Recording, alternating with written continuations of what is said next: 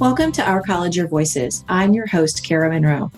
On today's episode, I have a conversation with a book author, Flower Darby. Flower is a senior instructional designer at Northern Arizona University, and I happened upon the release of her new book, Small Online Teaching, that she's co-written with author Jim Lang. And I happened upon that on Twitter and reached out to Flower to ask her if she would have a brief conversation with me, and she was gracious enough to do so. So I'm going to bring you that conversation here in just a moment. Flower and I talk a little bit about the book and the sections in it, and then just hear and learn a little bit more about her and about her experiences with small online teaching. This episode is the first of our 2 episodes on the Online Instructional Strategies Conference that was held here in Indianapolis, July 18th and 19th. Flower's book actually came out just a little bit after we were in the midst of planning the conference, but I hope that we can continue to connect with her in future years and learn more from her because we had a really great conversation. So without further ado, let's meet our guest, Flower Darby. Flower, would you tell us just a little bit about yourself and introduce yourself to our listeners, please? Certainly, Kara. Thank you for having me. I'm a senior instructional designer at Northern Arizona University. I support faculty in the design and teaching of their in-person, online, and blended classes. I'm also faculty myself. My background is in English, and I also teach dance and Pilates and keep pretty busy. Absolutely. And I love that you've blended the stories throughout your book, Small Teaching Online, which is the main topic of what we're going to discuss today on the episode.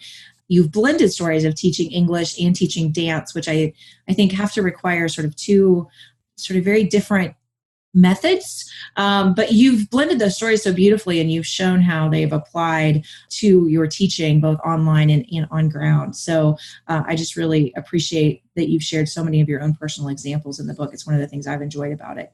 Thank you. Flower, would you talk a little bit? The book is new. It's just come out in the last couple of months, correct? That's right. And would you tell us a little bit about how the book came to be? Because I think it has a really unique origin story. Yes. So I don't know if your listeners might be familiar with Small Teaching by James Lang. Very popular and successful book, and really valuable because faculty can get some very practical takeaways. The idea of small teaching is little changes that we can make in our teaching that take 5 minutes or less, don't require a large grading burden, and they're doable and they're feasible. And that book has been hugely successful, but it really focuses on what happens in the physical classroom. So Jim came to Northern Arizona University in January 2018, and the first question that he got after he made his presentation on the book was, how do you do this online? And he said, I don't know, but that would be a good book. I would need a co-author. And I thought about that for a little bit, and then I approached him and I said, I think I would like to work on this project with you. Let's give it a shot. And I give him so much credit for being willing to work with an unknown, and the result is Small Teaching Online. Excellent.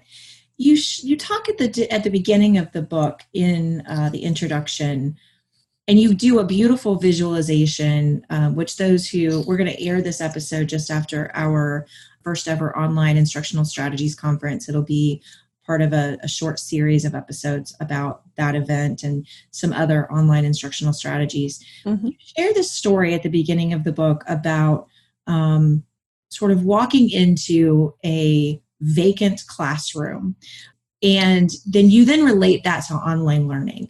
Would you be able to share with our listeners a little bit about what the point of that story is? Because I think it's such a beautiful illustration, and why you chose to open the book with that. Sure. So I feel like many of us who are currently teaching online haven't had a lot of experience being online students ourselves. Maybe we have to some extent, but nowhere near the amount of experience that we've had in teaching, in being students in in-person classes. And what tends to happen for a student who goes into an online class for the first time, it's very alienating, it's very unfamiliar, it's very, I want to say, even scary, because the analogy that we open the book with is, imagine it's the first day of college and you're lost on campus, maybe you're a freshman, you're trying to find your building. There are no signs anywhere. You finally find the building. You go to open the door and the door is locked. And that's really frustrating to you. Eventually you find an open door after you walk all the way around the building. You navigate your way through the darkened hallways. You find the classroom, you go in, you're all keyed up, you're nervous, you're tense, you're not sure what to expect. This is a brand new semester, brand new time at college. And you go in and it's a huge sense of deflation because nobody is there. The lights are out, the desks are all wacky, and you don't see anyone or any way to do what you think you should do. And I really believe that that is more often than not the case for our online students. Again, I believe that this is going to change, but right now, many of our online students are still relatively new to taking online classes. There is no one at the door to greet them. There is no other human in the room to help our online students know that they're in the right place. And oftentimes we don't know what an online classroom looks like. And I say we, meaning the faculty and the students. So when you walk into a physical classroom, you see a lectern, you see a large screen or a whiteboard, you see desks facing the front of the room, and you know what you're supposed to do. That is not the case in an online class. So our opening analogy really tries to make the point that learning management systems can be tricky to get into. Maybe we don't remember our passwords. Maybe we don't know that the little tile with a confusing session code is the class that we're supposed to click into in order to get into the classroom. Many, many unknowns and barriers combined with a lack of the social supports that are so valuable when we're learning in person, that really immediately sets up challenges for online learners. And Flower, I just want to, again, I loved that illustration, and we've been talking at our Online Instructional Strategies Conference quite a bit about the importance of doing what we call at Ivy Tech our student success commitments. And the very first one is to greet every student by name or use their name by the end of the first class or the first week of class. And your illustration just drove, as I read it, just drove that point home to me of, in an online class, there really is no one there to say hello and yes, you're in the right place. And it just drove that importance home to me. So I loved that illustration, and I appreciate how much it helped me to contextualize what we do here at Ivy Tech. May I take just a moment and share a new analogy that Please, I can keep that. I can keep it really short, but this happened to me just about a month ago. So as I mentioned earlier, I do teach Pilates at my local gym. And I teach it on a Sunday, and I was racing into class as we tend to do, not having left exactly enough time. And I see a woman walking into the building before me with her rolled up yoga mat. And I think, oh, good, somebody's coming to class, because on Sunday, you never know. Kind of hit and miss. So I round the corner into the hallway where the group fitness studio is, and she's standing outside the door, which is open, with her yoga mat, and she's looking kind of uncertain. And as I saw her, I thought to myself, why isn't she going in? And then I answered myself immediately in my head, and I said, because nobody is there to greet her and to let her know that this is where she's supposed to be. So what I said in the moment is, hey, are you here for class? And she said, yes. And I said, great, me too, let's go on in. But before that happened, and ideally I should have been there before she got there, there really literally was no one to greet her and let her know. And it just reinforced to me again the value and the importance of doing everything we can to set up our online students for success from the minute that they're clicking into the class. Right. Well, and your example happening in the physical world, it shows the importance of it in a physical classroom as well. So these are instructional strategies that are good in any context, but they're just things that it's that old adage of going back to basics that, people want to know they're in the right place and want to feel welcomed there. So Flower, I'd love for you to walk us just through the book a little bit. You've written the book in 3 parts. So I'd love for you to just sort of talk us through each of the parts. We'll go one by one. So the first part is on designing for learning. What are your goals as folks read through that part of the book? Well, great question. So Jim and I wanted to address right up front how much additional planning goes into creating an online course. And let me explain what I mean by that. Many people who teach in person, well, I was about to generalize, and I should say that there are lots of ways to prepare for teaching in person. However, there are many faculty members who kind of go week by week, and maybe they lay out the general plan before the semester starts, but then on a week-to-week basis, they're able to customize what's going to be happening in class in order to address the needs of the students in the moment, or to slow down and spend a little more time on this particular piece of content. And so there's less, sometimes, I would say frequently, there is less of the very detailed planning that happens before the semester, But that's the exact opposite of an online course. And this is what's new for so many faculty who are newer to teaching online, is it's really important to have every detail, every I dotted, every T crossed, literally before the first day of class. You want to have the entire class built. And it's because of that additional design work and that more thorough intentionality that we decided to devote the entire first section of the book to here's the kinds of considerations to keep forefront in your mind as you're planning your online course, not necessarily while you're teaching it, although there are some strategies in this section that address what you do week to week when class is in session. But this whole section is really about the planning of the online course experience because it's a very different process typically than the way that we plan for in-person classes. I particularly love about this section, and I'm going to use an example from our conference here, that the first chapter is on surfacing backward design. The second chapter is guiding learning through engagement. The third chapter is on using media and technology tools.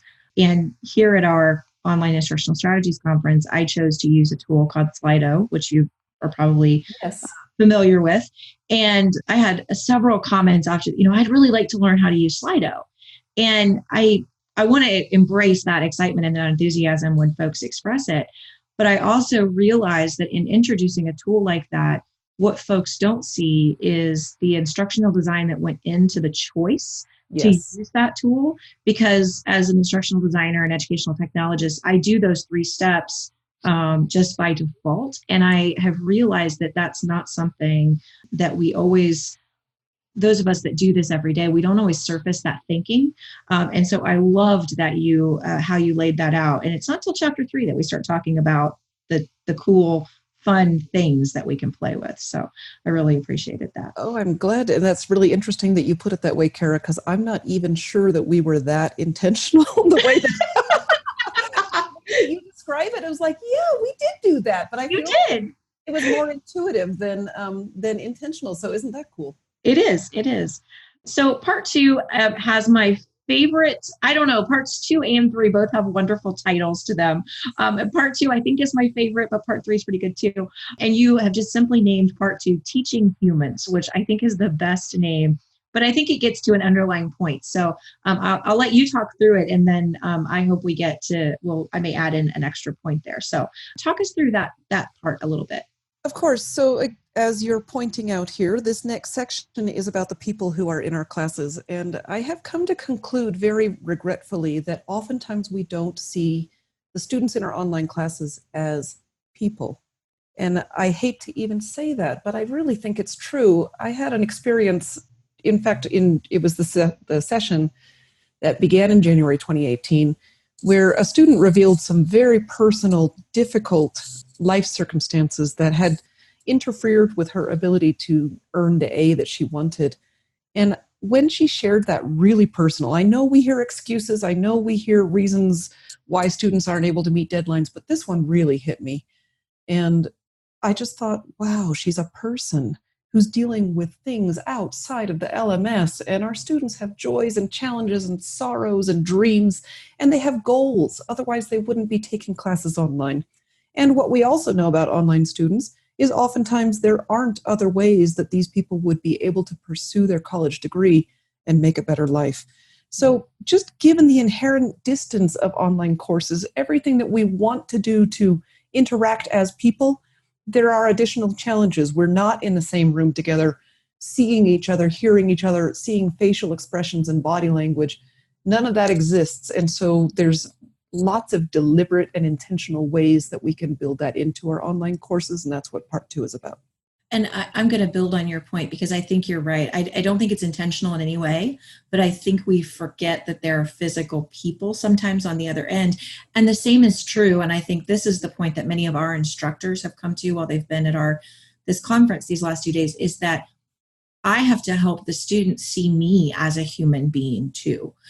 Because a lot of the time when we're staring at that computer screen, we're just staring at this box and we don't realize that intuitively we may know there's a human on the other side, but we don't always treat them in the same way we would as we're sitting in a room with them, looking in their eyes and having a conversation with them. So I really appreciate the title, but I appreciate so many of the things that you've done in the book. And I want to ask you to, here in part 2, but every chapter is laid out this way. You start out with an introduction, which often has a very illustrative story in it, then go into in theory, models, principles, and then some quick tips and a conclusion. Anything about the design of those chapters, because I think it's a model that really works, but anything about that readers should know as they approach the book? Oh, sure. The first thing that we should know is that this is Jim's design. This is directly out of Small Teaching. All those sections that you mentioned, that's exactly how every chapter is structured in his book. And this is one of the most practical things about that Small Teaching book is that, first of all, every chapter is standalone. In order to get a really comprehensive view of what we can be doing to improve our online courses, it's great to read the whole book. But everybody is so pressed for time. So if busy faculty members want to look at the table of contents and say, oh yes, I don't really know how to give feedback for my online students in an effective way that my students will take in and improve as they think about that feedback, then you can simply read chapter 5 by itself. It is standalone. And then even within the chapter, let's say you're really pressed for time, you can flip to the quick tips and just kind of, they are 2-sentence takeaways of something really quick that you could try. Now, again, it'll be more grounded if you have time to read the entire chapter. The theory section provides the research that underlies these approaches. But we're pressed for time. So if all you have time to do is to read the models or even look at the subheadings of the models and choose one, read that few paragraphs, that's what the structure of these chapters is designed to do, to be extremely practical for very busy faculty. Excellent. And I will say, as I was preparing my talk for the session on Thursday here at the conference, I did pick up and just read the quick tips again from one of the sections. I was like, I think I want to practice one of these. So it was really, really helpful to have that design. So I appreciated that.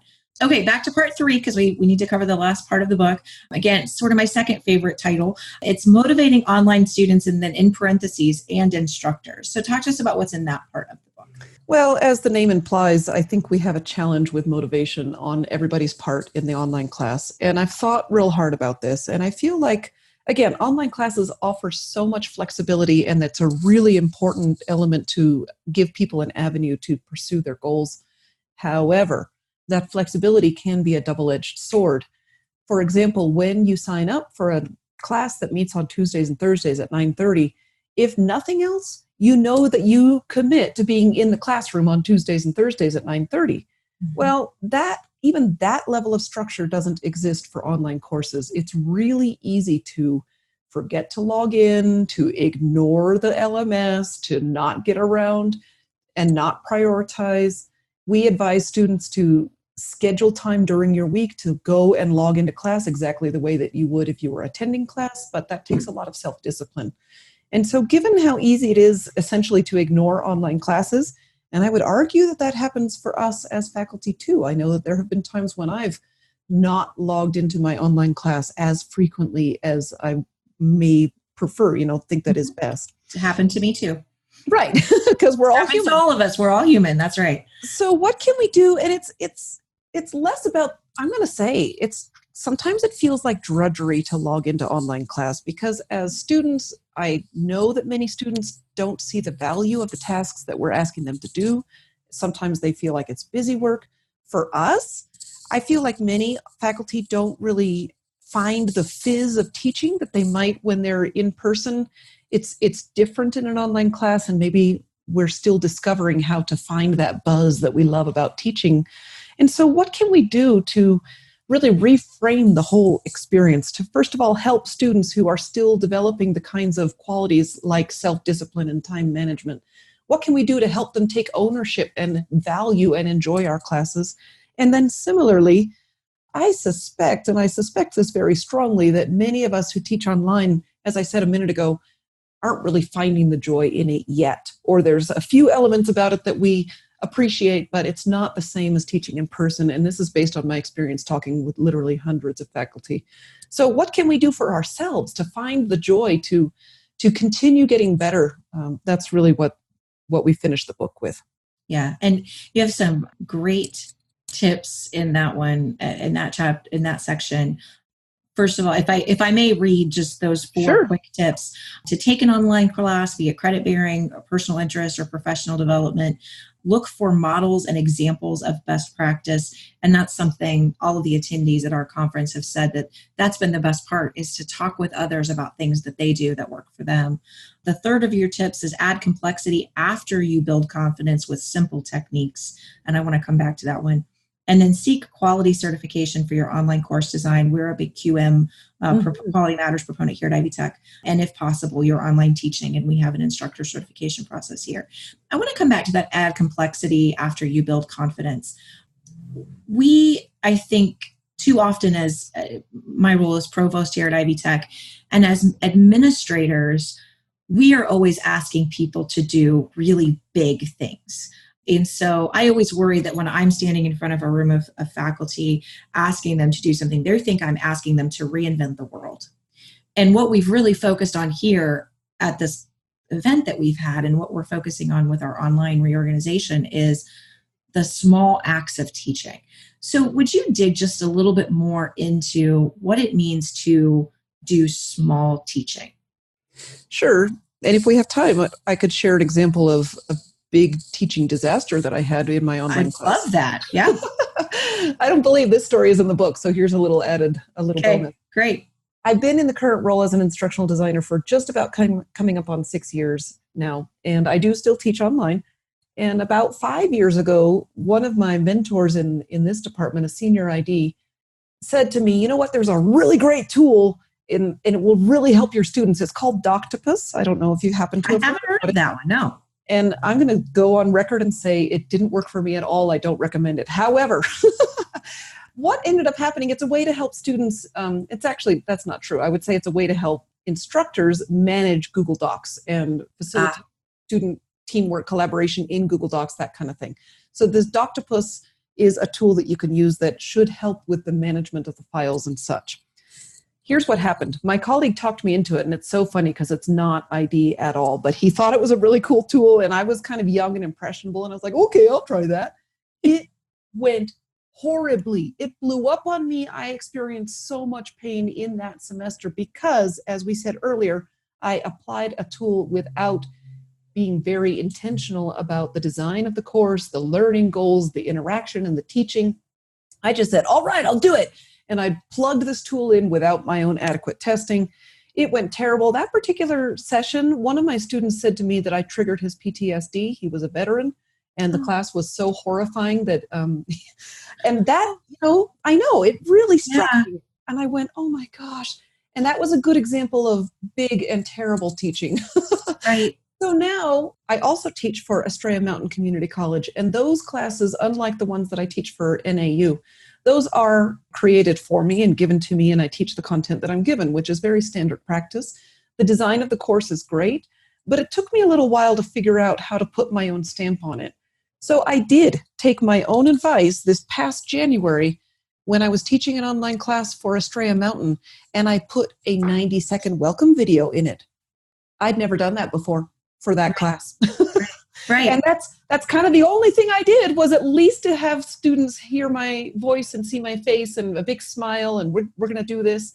And that's what I mean by small teaching. What is one thing you can do every session that over time is going to build into a really exemplary online class experience? Right. That's perfect. And we have that same practice here at Ivy Tech. Most of our classes are provided to our faculty, and then we ask them to put their personal spin on it. So that's a perfect example for us as well. Thank you. Good. Flower, I'd love to know where folks could connect with you if they'd like to learn more about you and the work that you do. Oh, thank you. So a great place to connect is on Twitter. As you mentioned earlier, I'm at Flower Darby. And then I do have a website, flowerdarby.com. We also are developing, it's still in development right now, but you can go to smallteaching.com, and we're going to be adding additional resources and information there. And that website will address both books. Excellent. And Flower, I'd just like to ask you a couple of random questions. Mm-hmm. So What tool do you love? So we don't put tools first, but what is one tool that you love teaching with? Remind. Remind. Oh, tell me more about that. It is the easiest, bestest, and most awesome tool. And I have a little secret, Kara. I don't want this to get out, okay? Okay. I'm not actually that technical. Okay. So Remind is a very, very simple. It's an anonymous texting app. So you can text your students the reminders and the announcements, or for example, I tend to use it if I get behind in my grading. Hey, I'll be catching up over the next couple of days. Just stay tuned. Thanks for your patience. Yep. But you can send it through the app so that I'm not sending out my personal number. And I've tried it a couple of different ways. This last January, I invited students to sign up for the announcements and reminders if they wanted to. In other words, I just made it optional because maybe not every student wants to get a text from me while they're in the grocery store picking up their cereal. But some people do. And so it's remind.com. It's very easy to use. There have been other times when I've required my students to sign up for it. And then students can also text you back instantly. And so there are ways to set up like quiet hours on Remind if you don't want to get texts from your students at 10 p.m. But basically, I've had so much rich interaction and real-time, in-the-moment ability to reach out to my students and answer their questions just using that very simple app. Awesome. And as my other sort of random question for you is, as an author, I know you were deep in writing the book, but what are you reading right now that's inspiring you about teaching? That's a great question. Let me think about that. Do you know what I'm reading that's inspiring me about teaching? What? Dare to Lead. Oh, I love that book. So good. Right. And the takeaway, of course, it's about leadership in organizations. But I got the idea because I saw a group of faculty in our professional development area having a book club with Dare to Lead. And I sort of thought, well, what does that have to do with teaching? So I picked it up and started reading it. And here's what I think is inspiring the most about the approach that's outlined in Dare to Lead. And that is the concept of being comfortable with vulnerability. Yes.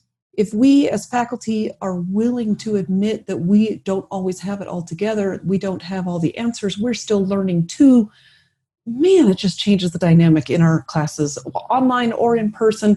Like, hey, again, sometimes, believe it or not, I get a little behind with my grading. And It's so liberating just to say, hey, I'm so sorry, just bear with me, I'm going to get it caught up right away. But I know a lot of faculty who wouldn't ever admit that they ever did anything wrong or ever apologize, and I've been that way too, especially when I was younger in my teaching. But just being able to be vulnerable with our students, when we take that first step, then our students trust us so much more, and the interactions in the classroom are so much richer, and therefore the learning is as well. Such a great book. And I've been thinking about the next book for us to do as a podcast book read. And that one might be it. You may have stumbled onto something for me, Flower. So thank you, because it's such a good book. Good. Well, Flower, I truly appreciate you joining me today and having a conversation with me. And thank you so much to you and Jim for the work you did in Small Teaching Online. It's such an excellent book. We're going to give away a few autographed copies of it. So stay tuned after we end the conversation here, and I'll tell our listeners a little bit more about how to potentially win one of those copies. And you can also find it on Amazon and any other online bookseller. Are there other outlets for it, Flower? No, I feel like Amazon is kind of the default these days. Okay, perfect. Well, Flower, thank you so much for the conversation, and I really, really appreciate you joining us today. Absolutely. Thank you so much for having me. As you know, every episode ends with a call to action, and this week's call to action actually could include a prize if you would like to earn or win one of the copies of Flower's new book, Small Teaching Online. If you would like to win a copy of that book, you actually only need to do one thing, and that is to join our Microsoft Teams community in Microsoft Teams here at Ivy Tech. Again, this is only for our internal Ivy Tech faculty and staff. Sorry for students and outside listeners. You are not eligible to join this. But if you are a member of our college, Your Voices listener community in Microsoft Teams, after the start of the fall semester, so we will wait until everybody comes back for fall semester, and at the end of that first week, we will take random drawings out of all of the folks who are a part of that new community, and we will draw winners for Flower's new book. So to join that group, remember, just open up Microsoft Teams, go to the Teams button on the left, go down to the very bottom and click Join or Create a Team. And you should see the Our College, Your Voices listener community button. Just click that button and you will immediately be joined into our online listener community. We'd love to have you there and are looking to start lots of great discussion with our community. So thank you again for joining this episode of Our College, Your Voices. I again want to thank Flower Darby for connecting with me today. And if you follow me on Twitter, I will tweet Flower's credentials as we promote this episode, so you can connect with her there. I'm your host, Kara Monroe. You can always connect with me on Twitter at KNM Tweets. Our producer is Ann Penny Valentine. Ann is on Twitter at Indy Penny. You can reach us by email at ourcollegeyourvoices@ivytech.edu. Don't forget, you can also leave us a voicemail at 317-572-5049. Share with us what your favorite small online teaching tip is, or just your favorite small teaching tip is. Our website is ivytech.edu/podcast. Production assistance for this and every episode are provided by Becky Campbell, Sarah DeWitt, and the Ivy Tech Community College marketing team. And our podcast concept is by Matthew Pittman. Theme music, recording, and post-production services provided by Jen Eads at the Brossie Broadcasting Company. And we will talk to you next time on Our College, Your Voices.